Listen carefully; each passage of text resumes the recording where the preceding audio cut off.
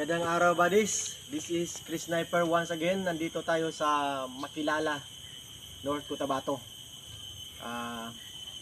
Pinukuha tayo from Malaybalay sa brother natin si Sir Nyongtreasure.com.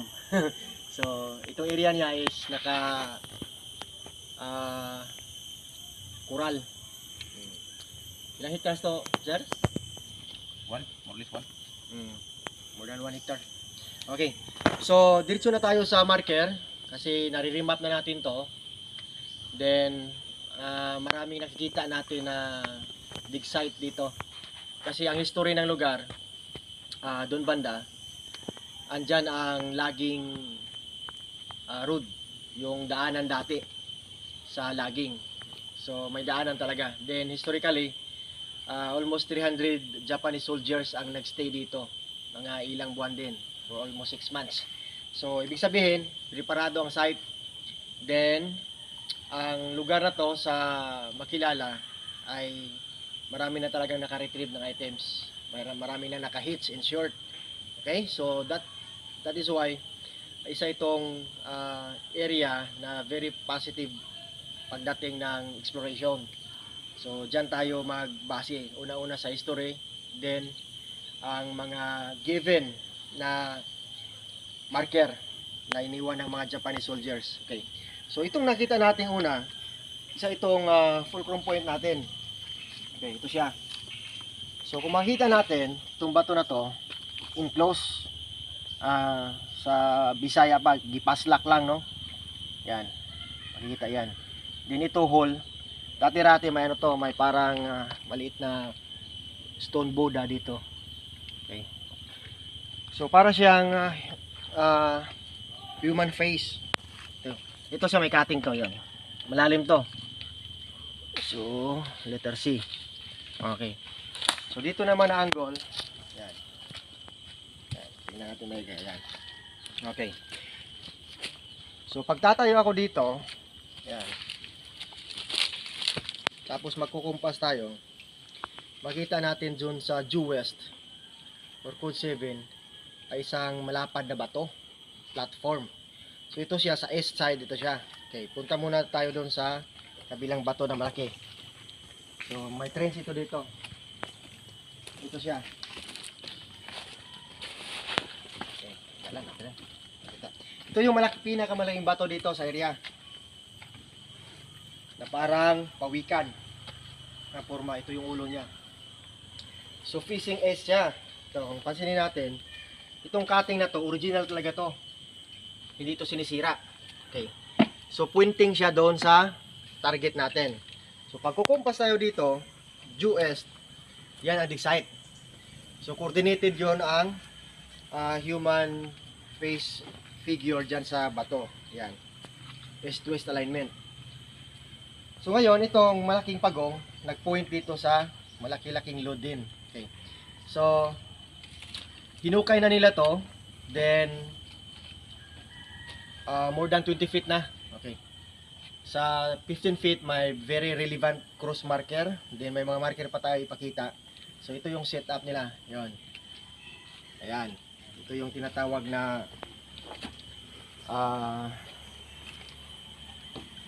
improvised na bilikan. Yan. I-switch mo lang to dito, tapos ikot-ikot parang wins. Okay. Yan siya. Okay? Kadina din may switch. Din dinamo. So mapadali ang trabaho. So ito yung hukay. Nilagyan muna ng barrier. So pinahukay na ni Sir Nyongtreasure dahil sa natutunan niya sa YouTube. Kaya believe ako. Yung mga viewers natin na mahilig sa exploration, then pag i-apply nyo lang, then pag pari-pariha yung marker, ma-apply din sa site nyo. Kaya ito, na-amaze ako, nakukuha niya talaga ang sentro ng dig site. Marami pa siyang hinukay na sakto ang dig site. So ito lang, so ibig sabihin, pag tatayo ka dito, yan, lalo na ngayong hapon, dyan ang anino natin sa San Ansiado, tatamaan yung dig site. Din ang bato na to, na big boulder marker, ay hindi na move talaga. Kasi dati lasang bato dito eh. Malaki yan, lalo. Pailalim pa, no? Kaya yan, tinignan kanto, pailalim pa to. Nakita ko. Oh. Araw doon. May bato pa, may arroyo pa. So, dyan ang dig site. Ayan na, ang resulta. Ito mga nakuha. Ito, tingnan muna natin. Ito yung tinatawag natin na slice rock. Ibuak lang. Oh. Ayan, may apat na dot. Then, Diamond yan, diamond. almost diamond shape siya. Okay. Binasag na. Ayan. Binasag pising. Ayan o. Sa ilalim. Okay. Mabigat. May red, Okay. red pa, red. Ay, ang red. Oh, ito pala ang red. Sinter. Yan, center. Center shaft. Ito siya. Balas, may balas pa, balas. Ito yung red. Sa gitna pa rin ito nakukuha. Yan. So, parang ang formation ng red na to ay parang formation ng ganito. Kunan mo dito, red phantom. Yan. Halos kaparihan ang formation ng PBM. Yan. So, nag-iisa to sa ilalim na red. Ang kulay. Ito. Then, sa 15 feet to 20 feet, balas na. Buhangin. Buhangin na. Ito ng mga layering. Then, may mga circular stone. Ito. Then, itong ipakita natin ang pinaka-astig na marker. Papatos, no? Ito, sapatos.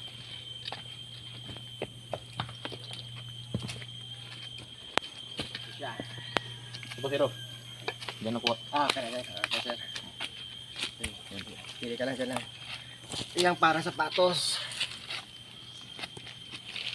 Lip, papatos, lip. Then, pansin natin, dito ang cross. Yan siya. Yan. Ito yung cross niya. Okay, sukat, Black Phantom. May isa pa siyang plancha. Oh, Plancha sa yung gilid. plancha. Oh. Di, ang cross. Ang height ng cross. Yan, gilid ka na. 7, kabila. Yan, 10 by 7. So, cross figure siya na talagang kasya yung daliri mo. Yan, oh. So, 15 feet to nakukuha. Yan. Okay. Ang dalawa sa likod siya. Plancha. Ito, parang may XO siya dito. Oh, yan. Makita lang. Okay, yan. Okay. Ang plancha. Ito parang plancha. Diyan pa rin to. Okay? 5 feet. Sa 5 feet ito, no? Ito 8. Ito 8 Yan, yan. Liman piece 8. Oh. Marami talagang marker dito na maganda. Ito pa, oh. 8 feet. Ayan. So 8 feet to. 5 feet. Okay? So ito na ngayon ang mga marker natin. So at least nakikita natin na very legitimate ang marker. Hindi to natural na pagka-okay, talagang man-made siya. Actually ang bato parang letter D siya dyan, oh. Tingnan sa top. Ayan. Ayan. Then talagang man-made ang pagka-ukit ng cross. Sa iba dyan, pwede X, o ganyan. Pero mahaba siya.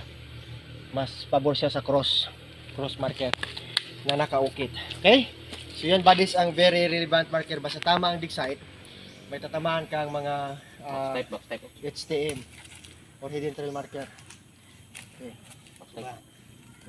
Marami. Ano pa? Saan pa yung ibang marker? Ito. Yan. Ilan pa ito nakuha? Ilalim. Yung malaki. Yan, may letter T. Yung malaki. Ito, Pointing down. may hole. Ganon siya. 7 feet. Yan. 7 feet ito. Flat ito sa ilalim. Yan. May mata, no? May mata. Isa. Ito siya matulis. Pointing down to. Diyan sa gitna. Okay? Mabigat, sir. Diretso tayo sa creek. Okay na yun? Matching. Unggoy, no? Okay, marami pang marker. So, okay na yun. Ang mga relevant markers. So, dito. Yan. Wawa yung monkey, ba? Parang ginatamaan. Yan, no? Oo. Dito siya. Coordinate marker na to. Paa. Ay, Parang kumbatin, malaking paa. Kung batir. So pointing pa rin siya papunta doon sa dig site natin. So mangyari nito 315 degrees tatamaan yung malaking load, yung hinuhukay galing dito. Din sa kabila naman, S-twist alignment sa tinatayuan ko, mayroong matching or monkey marker or maliit na gorilla. Hindi mapansin. Hindi mapansin. Oo. Gilid yun. Dito, pansinin natin to. Okay. Smiling gorilla. Yan. Dito ka siguro. Dito may durian siya. May durian ang video. May Kunin durian. siya. Oh. Tabok siya, tabok. Yan. Klaro na, ayan. Klaro? Okay, ito yun. Ito yun. Pwede, ikatawa, no? Ito yung mata niya. Tapos may bibig pagkaukit. Matawa. Oo, tumatawa. Pinaslide lang siya sa May tainga gilid pa, ba? may tainga. Mayroon pang tainga. So, natutuwa siya kasi palaging nahuhulog ang mga bunga ng durian dito. Puno kasi ito ng durian, no? Palaging may durian natatama sa kanya. So, anyway, buddies, isa itong very ribbon pa rin. Nilagay siya sa gitna ng creek. Sunod-sunod itong mga bato. So, matibay ito, hindi siya na-move talaga. Okay? So, yun ang pagka-plaster ng mga surface trail marker dito. May item pa, may item pa. May sikreto pa sa item sa harap niya. Medyo maliit pero good na yun. Okay. So ito si matching. Yan. So andyan lang sa tapat niya. Ang target niyan. Okay. Papunta tayo dito. Kabila naman. Yung X. So from matching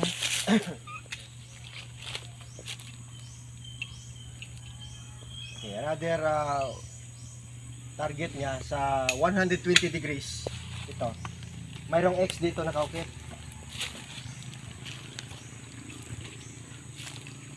Ayan. X spot. Ito siya.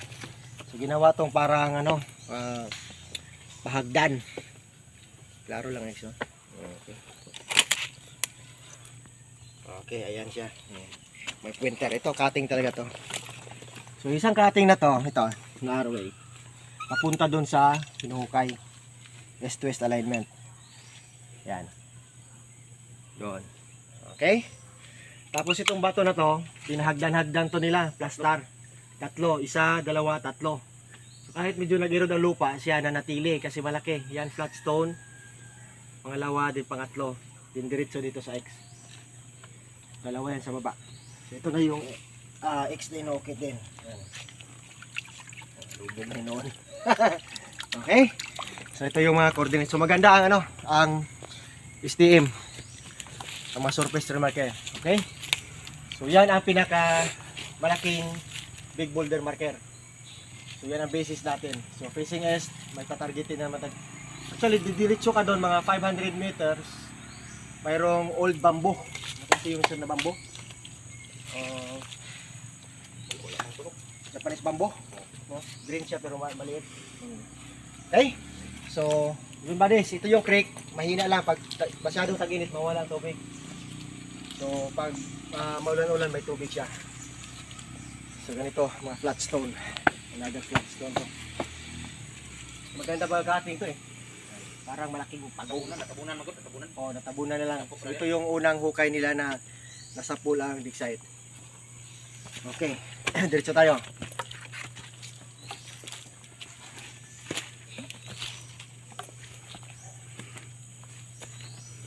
Sa taas na.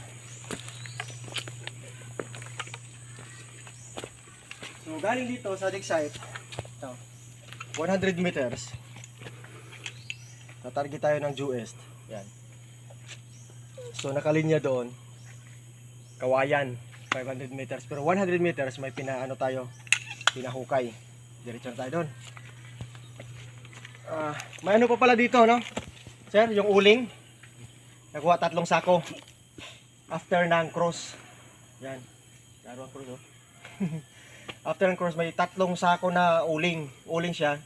Din kinuha mga 3 sako. Bago nag-change ang layer.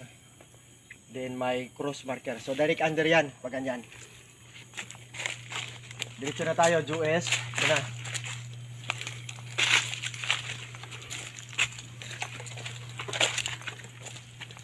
Yan. Diretso dito.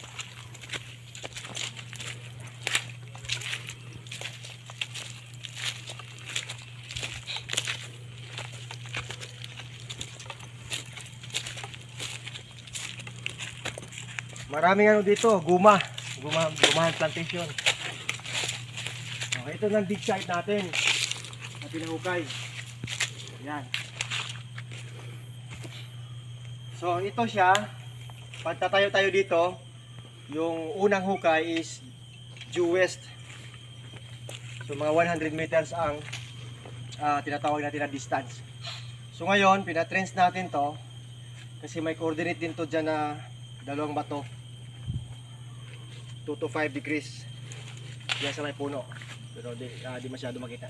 Direct dito. So dito sila intersect ang dalawang marker. May uling. Oh.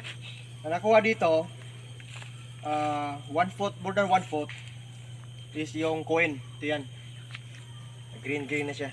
Ito yung tinatawag natin na American coin. Then sa ginamit nila sa Pilipinas 1937 to 1945. So pasok pa siya sa panahon ng mga Hapon dito. Sa kabila hindi na masyado mga klaro. Pero parang ano siya, 20 cents na American coin. Yan. Na-post ko na to sa Facebook. Yan siya. Mga uling pa. Ay, yung hati na bagul. Bato. Oo. Oh, yung hati na ba to? Cutting stone. Oh, so ito siya. Okay? So old coin talaga. So baka magtanong kayo na sa Americans yan. Talaga sa Americans to. Tandaan natin sa history na uuna yung Spanish or mga Kastila. Then American, mga Americans. Okay, panahon ni President Emilio Aguinaldo. Diyan na may mga Amerikano na yon. Then after that, ang mga Japanese na naman. So kaya may mga items din na mga property ng Americans na nasali sa treasure ng Japanese. Okay? So kaya nasali ito sa paglibing, sa pagbaon. Ibig sabihin, nakuha siya sa center ng dig site. Isa siyang hidden trail marker. Agila. So, hindi masyadong malalim kasi ibon eh. Wala namang ibon na titira sa ilalim ng tubig. Ganaanan na siya, galupad-lupad. Okay? Keep natin itong lucky coin sa ating friend dito. Congratulations. Ang uling pa. Okay. Cutting Ito pa ang mga uling. Cutting. Pag hukay, medyo malambot to ang lupa. So, backfill talaga siya. Ito yung mga uling. Yan. Uling talaga, yan. Okay? Hanggang 3 feet, puro uling. Na 3 feet na to eh. Yan o, malaking uling. Klaro lang uling. Yan. Mga uling yan. Pinundok lang iba, andyan sa lupa. So hindi siya yung carbon na lupa, uling talaga. Okay? Yan. Okay? Then itong bato na to, very simple hidden marker. Pero cutted siya ganun. Okay? Mayroon siyang sukat, pakisukat mayroon siyang sukat na 7 inches. Ayan o. Putol talaga siya. Okay. Paghukay ng friend natin, Doon sa dito. after nakuha ni Red Phantom ang aya ng kuwen dito, ito lang sumunod. Itong isa, sir dito no? Sa dito isa. Dito yan, sa kabila, di mo daw dito. Kanto. Dito. Diyan ang isa. Diyan. Ang isa, sa dulo. Okay? So, ayan. Pag ganun siya, naka-align. Ganun ang sitwasyon niya. So, mga 1 foot. Doon ang isang bato, dito ang isang bato. So, pag makuha mo na siya, okay, pakikuha mo masyado. I-attach mo siya, ayan. Isa siya. So, broken, kinakating lang. Cutted stone. Yan. Talagang 0-0 yan. Malak siya. Yan. So, yan ang pinaka-sikrito. Pag tamaan mo ang saktong dig site, may mga marker yan na kailangan makita. Na makita talaga. Then pag ganyan, hindi lang itapon. Pundukin lahat ng mga marker. Huwag itapon. Kasi basis natin yan ang sukat. Then, trail para sa ilalim. Lalo na pag mga delikado sa ilalim, may pahiwatig yan. Tinatawag natin warning signs. Okay, so yan buddies. Ito. Mga uling. So ito na 3 feet na siya. So ganito ang framing. Dapat 5x5 pag starting para safety ang operasyon. Kasi pag liitan natin, delikado yan. Ang digger, walang masibugan. So dapat 5x5 para preparasyon sa lahat ng safety precautions. Okay, ayan. So, klaro-klaro.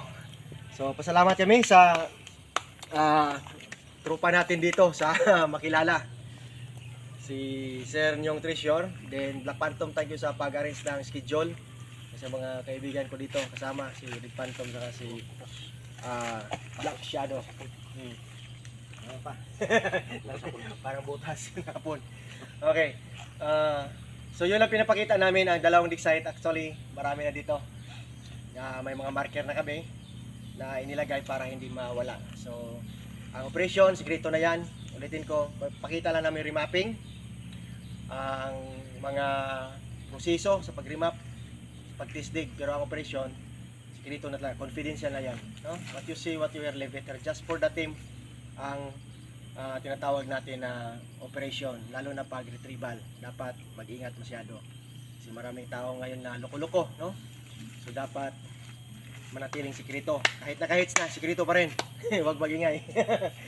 Okay. So, thank you for watching, buddies. And hopefully, may natutunan kayo. Then, salamat sa lahat ng mga tropa natin. Then, marami pa tayong schedule na magpapatulong din sa pag-remap. Prepare na lang. Just contact Gavin Rosdel sa Facebook. May number yan. Yan sa account ko para ma-arrange ang lahat. Once again, this is Chris Sniper saying eat, sleep, and explore. Then, Bansay! Bansay.